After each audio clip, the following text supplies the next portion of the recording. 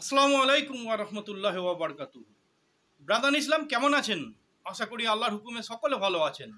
আর সকলে ভালো থাকুন, সুস্থ থাকুন, আল্লাহর অনুগত্য করুন এবং নিজেকে চিনুন। আমরা সবাই বলি আমরা মুসলিম, কিন্তু আমরা মুসলিম আছি? কত পার্সেন্টেজ মুসলিম আছি বা মুমিন আছি? মুমিন কি মুসলিম, কি মুত্তাকি, কি মুনাফিক, কি আছি আমরা জানি না। কি বিদার্থ করে বিদ্যার্থী হয়ে গেছি, কি আছে আমরা আমরা নিজেরা নিজেকে জানি না। ওই জন্যে আল্লাহর কোরআনের মারফতে নিজের জানার চেষ্টা করুন যে আমার কি ভূমিকা, আমি কি ভূমিকা করলে আমি ওই দিকে চলে যাব, কি ওই ভূমিকা করলে আল্লাহর দিকে অগ্রসর হব। এই সমস্ত আল্লাহর কোরআনে আছে এবং আল্লাহর কোরআন থেকেই আপনি ফায়সালা করুন নিজেকে। দুনিয়ায় কে কি বলছে সেটা জানার দরকার নেই। দুনিয়াতে অনেক কিছু বলছে, আল্লাহর কোরআন ছাড়া সব কিছু বলছে, বাকি আল্লাহর কোরআনটাকে সব কিছু মারফতে চাপা দেওয়ার চেষ্টা করছে। ওই জন্যে আল্লাহর কোরআন ধরুন, সঠিক রাস্তায় থাকবেন। আমার কথা শুনবেন না, কারো কথা শোনার প্রয়োজন নেই। আল্লাহর কথা শুনুন, আল্লাহর বান্দা আল্লাহর কথা শুনুন এবং আল্লাহর দিকে এগিয়ে চলুন।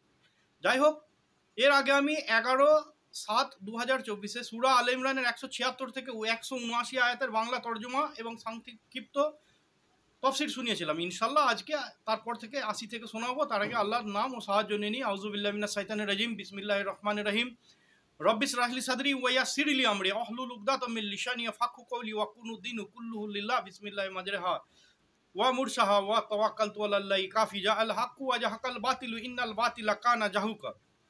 80 নম্বর আয়াতে 81 নম্বর 180, 181, 182 তে আমাদের এখানে খুব বড় ধরনের চেতাবনী দিয়ে আল্লাহ কথা বলেছেন। এই কথাগুলো খুব আর কি সতর্ক বার্তা মানুষের জন্য, যা আমি আপনাদের সামনে নিয়ে আসছি। যেটা হচ্ছে 1 নম্বর 180 থেকে বলছি যে আর আল্লাহ নিজ অনুগ্রহে তাদেরকে, মানে আমাদের এখানে বান্দাদের এখানে তাদেরকে যা দিয়েছেন তাহাতে যারা বখিলতা করে তাদের জন্য তাহা উত্তম, এমনটি যেন তারা কিছুতেই মনে না করে। বখিলতার বাংলা হচ্ছে কৃপণতা কিংবা কঞ্জুসতা, ঠিক আছে? বরং তাহা তাদের জন্য অমঙ্গল, যে যেটাতে তারা কৃপণতা করবে বা কৃপণতা করে, কিয়ামতের দিন সেটাই তাদের গলায় বেরি হবে। আমি যদি কোনো মালে কৃপণতা করি তো সেটা আমাকে বেরি হবে বলে আল্লাহ সতর্ক করে দিচ্ছে। আসমান ও জমিনের সত্ত্বাধিকার একমাত্র আল্লাহরই। তোমরা যা করো তাহা আল্লাহ বিশেষভাবে অবগত। ঠিক আছে, এবারে তফসিলটা বলে দিচ্ছি। 1 নম্বর হচ্ছে ওয়াকিল, মানে হচ্ছে কঞ্জুস। আল্লাহ কোনো বান্দাকে তার ওয়াকিল দেখতে চায় না। যে তুমি আল্লাহর বান্দা, আল্লাহ তো সাক্ষী। আল্লাহর এক নাম হচ্ছে সাকিরিন, সাক্ষী। সাক্ষী মানে দাতা, মা মানে নিজেও খুশি থাকা, অপরকে খুশি রাখার, মানে এরম না যায় নয়, জায়েজ খুশি। সাক্ষী ব্যক্তির কাছে সাহায্য চাইলে সাহায্য দাতা, যে তাকে সাক্ষী বলা হয়। ঠিক আছে, তো 180 নম্বর যে আলে ইমরানের তফসির হচ্ছে, এই আয়াত 3 ব্যক্তির ওপর মোকাররার করেছে। 3 ব্যক্তির পরিচয় আমি করে দিচ্ছি। তার মধ্যে থেকে যদি আমি থাকি বা আপনারা কেউ থাকেন তো এ থেকে সরে দাঁড়াবেন, বাঁচার চেষ্টা করবেন। 1 নম্বর হচ্ছে রসুল সাল্লাল্লাহু সাল্লাম বলেছেন, আল্লাহ যাহাদেরকে নিজ দয়ায় বা রহমতে ধন সম্পদ দিয়েছেন কিন্তু সেই ব্যক্তি ওই মালের জাকাত আদায় করে না। ঠিক আছে, আর যে ব্যক্তি মালের জাকাত আদায় করে না বা যে মালের জাকাত দেওয়া হয় না, ওই মাল কিয়ামতের দিন একটি চিৎকারিয়া সাপ, বা চিৎকারিয়ার বাংলাটা আমি জানি না, এটা উর্দুতে ছিল, আমি উর্দু ট্রান্সলেশন করতে পারিনি। ঠিক আছে, চিৎকারিয়া সাপের এক রূপ দেওয়া হবে, যার মাথায় চুল ও চোখের ওপর 2টি কালো দাগ থাকবে, আর ওই ব্যক্তির গলায় বেড়ির মতো পেঁচিয়ে দেওয়া হবে। তারপর ওই সাপ ব্যক্তির মুখে কামড়াতে থাকবে, কামড়াতে থাকবে, কামড়াতে থাকবে, আর দিন চলবে থাকবে, আর বলবে, আমি তোমার ওই ধন সম্পদ যার তুমি জাকাত দাওনি, আমি তোমার ওই ধন সম্পদ যার উপর গরিবের হক ছিল তুমি হক মেরে জমা করে রেখেছিলে, আমি ওই ধন সম্পদ যাকে তুমি আল্লাহর থেকে বেশি ভালোবাসতে। যদি আল্লাহকে ভালোবাসতে তাহলে তুমি সদকা করতে, তুমি সদকা জাকাত দান কিছুই করোনি, অর্থাৎ তুমি আল্লাহর থেকে বেশি ভালোবাসতে। আমি ওই ধন সম্পদ যাকে তুমি গচ্ছিত করে রেখে এসছো, যা তোমার কোনো কাজে লাগেনি দুনিয়ার মধ্যে। ঠিক আছে, বলে আর কামড়াতে থাকবে। এইবার মানুষ কি মনে করবে যে একটা তো সাপ, একটা নয়, যতগুলো মালের জাকাত দেয়নি তা তো কোয়ালিটি আলাদা আলাদা। কারো কাছে পশু আছে, কারো কাছে মানে জমির আনাজ আছে, কারো কাছে জমি আছে, কারো কাছে হয়তো গাছপালা আছে, গাছপালার বিজনেস করে, কারো কাছে যার যেরামি বিজনেস হোক না, সেইগুলোকে বেরি করবে, সেইগুলোকে সাপের আকার দেবে আল্লাহ, দিয়ে তাকে পেঁচিয়ে গলায় দিয়ে দেবে। এবার বলবে মানুষের গলায় কটা ধরবে, দুটো তিন নেই। আল্লাহ কি বলছে, আমি সবের উপর, আমার হাতে সব কিছু, সত্ত্বাধিকার জমিন ও আসমানের সত্ত্বাধিকারী আমার, তো আমার গলাটাকে বাড়িয়ে দেবে, বোঝা গেল? এবং আমার চেহারাটা অত বড়ই করে দেবে যতগুলো সাপ আমার মুখে থাকতে পারে, চেহারা বিকৃতি করে দেবে, ভয়ে অন্য রুহুরা ভয়ে পালিয়ে যাবে আমার কাছ থেকে। সেটা আমি যখন কিয়ামতের দিন উঠবো না ওরম চেহারা নিয়ে, তখন সব সরে যাবে, আমার কাছে কেউ দাঁড়াতে চাইবে না, ঘৃণা করবে সবাই, ঠিক আছে? আর আমি যদি মনে করি যে আমার ধন সম্পদ দিলে আমার কমে যাবে, তো আল্লাহ কি বলছে, যে আমি দিতে জানি, আমি ফেরত নিতেও জানি।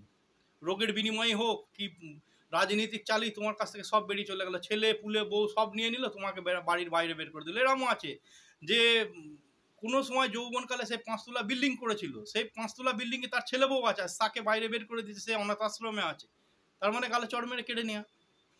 বলো তো, এরকম আছে যে ফুটপাতে ফুটপাতে ভিক করছে, অথচ তার সম্পদ আছে প্রচুর, কিছুই দেয় না তাকে, ডকুমেন্ট ইয়েই দেয় না কোনো রকম, থাকতেই পারে না। মানে আল্লাহ এমনই করে দেবে তোমার আর তোমার অর্থর মাঝে, যেটা তুমি কল্পনা করতে পারবে না। ওই জন্য হচ্ছে সব কিছু আমার হাতে আছে। তো যে আল্লাহর হাতে সব কিছু আছে, সে আমার গলাটা বড় করতে পারে কিয়ামতের দিন, আর সেই সাপ কামড়াবে। অন্য একটা হাদিসে এসছে যে এই মুখের চামড়াগুলোকে কামড়ে ছিঁড়ে নোচে নোচে খেয়ে নেবে, মানে টেনে টেনে ছিঁড়ে ছিঁড়ে খাবে। আবার যখন সব শেষ হয়ে যাবে, আবার চামড়া গজিয়ে দেবে আল্লাহ, আবার তারপর ছিঁড়বে যাতে মানুষটা কষ্ট পায়। আচ্ছা, এটা একটা ব্যক্তির বিষয় গেল। আরো দুটো ব্যক্তি আছে। 2 নম্বর ব্যক্তি হচ্ছে ওই ব্যক্তি যে রসুল সাল্লাল্লাহু আলাইহি সাল্লামের কাছে গিয়ে নিজের গরিবি দূর করার জন্য দোয়া করিয়েছিল, বা ওয়াদা করেছিল যে আমি মালদার হয়ে গেলে জাকাত দেবো, বা সমাজকে কিছু দান করব, বা সমাজের কোনো উপকারে আসবো বা কাজ করব। তারপরেও সে যখন দৌলতবান হয়ে গেছে, তারপরে সে নিজের কথা থেকে খিলাফ করে দিয়েছে, সে দান করতো না, প্রয়োজন মতো দান করতো না। হয়তো মানে ওর জাকাত যদি 5,000 টাকা হয়, কাউকে 200 টাকা 100 টাকা দিয়ে বলে আমি জাকাত দিয়ে দিচ্ছি, ওরম নয়, যতটা হবে ততটাই দিতে হবে, ঠিক আছে? আচ্ছা, এরকম ধরনের এখনো আছে অনেক লোক আছে যে আল্লাহ আমার ছেলেকে মালদার করে দাও, হেন করে দাও, তেন করে দাও, দিয়ে যেই মালদার হয়ে গেল তারপরে ছেলেও দিল না, বা বাপও কারু কোচাকাই করলো না, সেই সব ব্যক্তি 2 নম্বর ব্যক্তি। আচ্ছা, এরকম মহিলা আছে যে গহনা পরে গাদা গাদা একবারে সোনার অলংকার পরে আছে, যার জাকাতের অধিকার হয়ে গেছে, কিন্তু সে জাকাত দেয় না, ওই মহিলা গলায়ও দেবে, যার মাল তাকে দেবে। আর ওই যে বলছে না আল্লাহ কারো ওপর ইয়ে করে না, ওই কি বলে যে আল্লাহ কারো ওপর মোটেও জালিম নন, যে অন্যায় করবে তারই সাজা হবে। এই আয়াতের মধ্যে আমি গিয়ে বলছি। 3 নম্বর ব্যক্তিও, যার ওই গরিব আত্মীয় তার মালদার আত্মীয়র বিরুদ্ধে ফরিয়াদ করবে কিয়ামতের দিন আল্লাহর কাছে। মালদার আত্মীয়র বিরুদ্ধে গরিব আত্মীয় আল্লাহর কাছে ফরিয়াদ করবে, আর মানে আল্লাহকে সেই দিনকে জজ বানিয়ে বিচার চাইবে যে আমি গরিব ছিলাম, আমার আর আমার ধনী আত্মীয়দের কাছে বিপদের সময় আমি মদত চেয়েছিলাম, যদি আপনার তাকে মদত করার মতন সমর্থ থাকে তো তাকে মদত করতে হবে, কিন্তু যদি না থাকে সে ব্যাপারটা আলাদা। যার কাছে মাল আছে সেই ব্যক্তির বিষয়ে যে মদত চেয়েছিলাম, কিন্তু আমার ধনী রিশতেদার সে মালদার হওয়ার পরেও সে আমার কোনো মদত করেনি, আল্লাহ আপনি বিচার করে দেন। তো ওই ওই না দেওয়ার কারণে ওই ওরকম সাপের বেরি করে তার গলাতেও দেবে, মানে 3 জনের বিষয়ে সাজার ব্যাপার হয়ে গেল। আচ্ছা, এবার হচ্ছে 181 নম্বর আয়াত। আল্লাহ শুনেছেন তাদের কথা যারা বলে আল্লাহ অবশ্যই অভাবগ্রস্ত। ভালো করে শুনবেন, আল্লাহ শুনেছেন তাদের কথা যারা বলে আল্লাহ অবশ্যই অভাবগ্রস্ত, অর্থাৎ আল্লাহ ফাঁকি মানে গরিব বা অভাবগ্রস্ত, এবং আমরা গনি অর্থাৎ অভাবমুক্ত। এটা কে বলেছে, কেন বলেছে সেসব বলছি। তারা যা বলেছে তা এবং নবীগণকে অন্যায়ভাবে হত্যা করার বিষয় আমি আল্লাহ লিখে রাখবো এবং বলবো তোমরা দহন যন্ত্রণা ভোগ করো। 182 নম্বর আয়াত, দুটো আয়াত, একটা এর তফসির একটাই হবে। 182 নম্বর আয়াত, এটাও সতর্ক হইয়ে, এটা হচ্ছে তোমাদের কৃতকর্মের ফল, এবং এটাই এ কারণে যে আল্লাহ বান্দাদের প্রতি মোটেই জালেম নন। অর্থাৎ আমার বউ যদি অলংকার পরে তো আমার বউকে সাজা দেবে, সে সাজাটা আমায় দেবে না। আমার মেয়ে যদি অলংকার পরে তো সেই অলংকারের জাকাত সে যদি না দেয় তো তার সাজা মালিক সে। আমি যদি জালিমতি করি বা আমি যদি আমার মালের মিলকিয়াতে যদি কোনো জাকাত সদকা না দিই তো সেই সাজাটা আমারই হবে, আমার বিনিময়ে আমার ছেলের হবে না। আমার ছেলে হয়তো আমার পরের ব্যাপারটা সে তার হাতে যখন আসবে সে মালিক হয়ে গেলে যখন, তখন তার কাছে জবাব চাইবে। তার আগে আমার মালের আমি যদি জাকাত নিয়ে থাকি আমাকেই সাজা ভোগ করতে হবে। আমার ছেলে নেবে না, আমার ভাই নেবে না, আমার বাপ নেবে না, মা নেবে না, স্ত্রীও নেবে না, কেউই নেবে না। আমার সাজা কেবল আমার জন্যই। আর আমি মানে নিজেকে ওই জাকাত না দিয়ে নিজের গায়ে আমি নিজে ওই পিচ বা আলকাতরা যা বলুন না কেন সেটা আমি ঢেলে ঢেলে ঢেলে ঢেলে জড়ো করেছি, যেটা এক সময় আল্লাহ জ্বালিয়ে দেওয়া হবে। আর বা জাহান্নামের আগুনের কাছে গেলে আগুন ধরে যাবে অটোমেটিক, আর পুড়তেই থাকবে। কত বছর পুড়বে, কিরাম পুড়বে সে তো বটেই। একটা গুনাহ পুড়তে 7,000 বছর লাগবে। বোঝা গেল তো? এইবার এর তফসিরটা বলে দেওয়া হচ্ছে কেন, কি জন্যে। ইবনে কাসির থেকে নেওয়া হচ্ছে, জিলদ নম্বর 1, হাদিসের কোরআনের বই, তাতে হাদিস সহ আছে। 701 পাতায় আছে। যখন এটা হাদিস বলছে, আব্বাস রাদিয়াল্লাহু তাআলা আনহু বলছেন, যখন এই আয়াত নাজিল হয় যে মানে কোন আয়াত, 245 নম্বর সূরা বাকরার আয়াত তে আল্লাহ বলছেন যে কে আছে যে আল্লাহকে কর্জে হাসানা দেবে, তাহা আল্লাহ অনেক গুণ বেশি করে ও খুব সুন্দর করে ফেরত দেবে। এই কথা শুনে ইহুদিরা আমাদের রাসূলকে কটাক্ষ করে বলতো, ওই যে আয়াতটা বলছে না, তোমাদের আল্লাহ ফাকি, আমরা গনি। ফাকি মানে গরিব, গনি মানে মালদার। আচ্ছা, মোহাম্মদ সাল্লাল্লাহু সাল্লাম, ও মোহাম্মদ তোমার প্রতিপালক কাঙাল হয়ে গেছে, তাই তুমি এই আয়াতগুলো বর্ণনা করছো। নাউজুবিল্লাহ, এরম ধরনের কথা বলতো সাল্লাল্লাহু সাল্লাম। ঠিক আছে, নবী কিছু বলতো না। তো আবি হাতেম বলে একটা ছিল, সাহাবি ছিল, আবি হাতেম, উনার কাছ থেকে এই হাদিসটা এসছে। ওই পেজ নম্বর ওইটা, আর ওই বইটা জিলদ নম্বর 1-এ ইবনে কাসির আছে। তিনি বললেন, আমিও আবু বকর রাদিয়াল্লাহু তাআলা আনহু কোনোদিন কোনো স্থানে যাচ্ছিলাম, এমন সময় ইহুদিদের মাদ্রাসার পাশ দিয়ে ক্রস করছিল আর কি, যাচ্ছিল। তো ওদের বড় উস্তাদ মানে অর্থাৎ ধর্মগুরু, ওদের তার নাম হচ্ছে ফিনাহাস বক্তৃতা দিচ্ছিলেন। তার সামনে বহু লোকের মজমা ছিল, অর্থাৎ বহু লোক জমে শুনছিল তাদের ধার্মিক কথা শোনাচ্ছিল। তারা তৌরত থেকে ও জবুর থেকে, এই ইঞ্জিল থেকে আর থেকে, ঠিক আছে, তৌরত থেকে ইঞ্জিল থেকে ও ইসলামের বিরুদ্ধে বুড়াই কথা বলছিল, নবীর নামে বুড়াই করছিল এবং আল্লাহর নামেও বুড়াই করছিল। আচ্ছা, এদের এখানে সামনে পেয়ে, অর্থাৎ ওই মুসলিম দুটোকে সামনে পেয়ে কটাক্ষটা আরও বাড়িয়ে দেয় আর বলে মোহাম্মদের রব, নাউজুবিল্লাহ, মোহাম্মদ সাল্লাল্লাহু সাল্লাম এর রব কাঙ্গাল, নাউজুবিল্লাহ। এই কথা শুনে নিরীহ আবু বকর বলে উঠলেন যে এদের শয়তানি যারা ফলোয়ার, যারা শয়তানের আওলাদ হয় বা শয়তানের চক্রে যারা চলিত থাকে, সে একা যখন থাকবে তখন আপনাকে শ্রদ্ধা এমনভাবে করবে যেন আপনার মানে আত্মীয়। কিন্তু যখনই সে তার দলের 5-7 জনকে পেয়ে যাবে আর আপনাকে একা পেয়ে যাবে, তখন দেখবেন তার মুডটা অন্যরকম হয়ে যাবে, তার ভাষা অন্যরকম হয়ে যাবে, তার চেহারার আকৃতিটাই অন্যরকম হয়ে যাবে, বা তখন আপনাকে ছোট করার জন্য নানা বিধি আপনাবে। ঠিক আছে, এটা ফলো রাখবেন।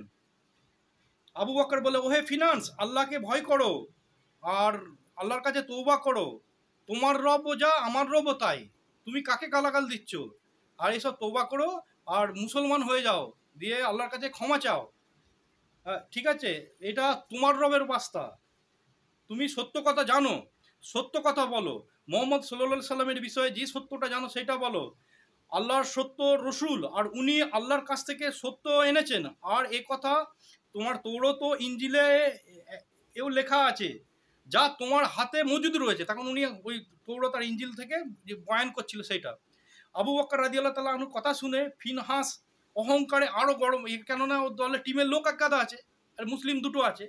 তো জবাবে আরও রেগে গিয়ে বললো, তোদের রব, তুই তুকারি করে বলছে তোদের রব অর্থাৎ আমাদের মানে মানুষের মহতাজ, অর্থাৎ আমাদের মহতাজ। ওরা বলেছিল যে মানে মানুষের মহতাজ কিরকম, কেন তোরা এসে বলিস, তোদের নবী এসে বলে আমাদের খাড়ে যে গিরগিরাস কাকুতি মিনতি করিস যে ইসলামের দিকে এসো, আর আমরা তো তোদের ইসলামকে পছন্দ করি না, তোদের রবকেও আমাদের পরোয়া করি না, আমরা চাই না তোদের রবকে, আমরা আমাদের রবকে চাই, ঠিক আছে, পরোয়া করি না।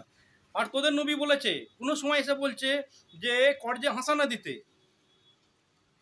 কেননা দিনের প্রচার করতে গেলে সবাইকে ধর্ম বোঝাতে যেত, ওই কারণে অপমান করছে। আবার বলছে তোদের নবী এসে বলছে কর্জে হাসানা দিতে, ওই আয়াতটা যখন নাজিল হয়েছে তখন ওই আয়াতের যেটা মশলা সেটাই বলেছে, অর্থাৎ জাকাত বাবদ, ফিতরা বাবদ যে কোনো জিনিস দিতে বলছে। তাহলে আমরাই ধনী হলাম, আর তোদের রব গরিব। তো আবার কোনো সময় তোদের নবী বলছেন যে রিবা অর্থাৎ সুদ হারাম আমাদেরকে রোকে, অর্থাৎ এরা সুদের ব্যবসা করে আমাদের ঘাড়ে রোকে। আর তোদের আল্লাহ কর্জ নিয়ে, আবার কোনো সময় এসে বলছে তোদের নবী যে আল্লাহ কর্জ নিয়ে অধিক করে দেবে, এ কথা বলে। এর অর্থ দাঁড়ায় যে তোদের আল্লাহ আমাদেরকে নিজেদের ঘাড়ে সুদের ব্যবসা করতে দেবে না, অথচ তিনি সুদের বা কর্জ নিয়ে সুদ দিতে চায় আর কর্জ নিয়ে তার নিজাম চালাতে চায়। মানে তোর আল্লাহ দেউলিয়া হয়ে গেছে, নাউজুবিল্লাহ, এরকম ধরনের কটাক্ষ করেছিল।